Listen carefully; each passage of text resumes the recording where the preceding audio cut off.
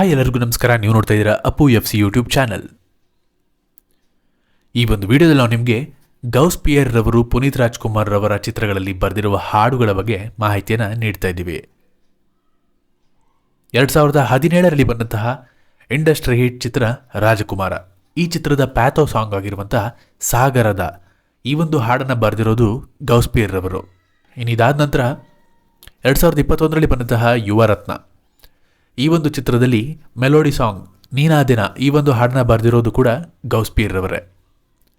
In fact ಇವೆರಡು ಚಿತ್ರಗಳು ಕೂಡ ಸಂತೋಷ್ ಆನಂದರಾಮ್ರವರು ನಿರ್ದೇಶನ ಮಾಡಿರುವಂತಹ ಹೊಂಬಾಳೆ ಫಿಲಮ್ಸ್ ಬ್ಯಾನರ್ನಲ್ಲೇ ಬಂದಿರುವಂತಹ ಪುನೀತ್ ರಾಜ್ಕುಮಾರ್ ರವರು ನಟನೆ ಮಾಡಿರುವಂತಹ ಚಿತ್ರಗಳು.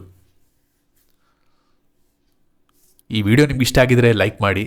ಗೌಸ್ಪಿಯರ್ ರವರು ಅಪ್ಪುರವರ ಚಿತ್ರದಲ್ಲಿ ಬರೆದಿರುವ ಯಾವ ಹಾಡು ನಿಮಗೆ ತುಂಬ ಇಷ್ಟ ಅಂತ ಕಮೆಂಟ್ ಮಾಡಿ. ಇದೇ ರೀತಿಯ ವಿಡಿಯೋಗಾಗಿ ನಮ್ಮ ಅಪ್ಪು FC ಯೂಟ್ಯೂಬ್ ಚಾನಲ್ನ ತಪ್ಪದೇ ಸಬ್ಸ್ಕ್ರೈಬ್ ಮಾಡಿ.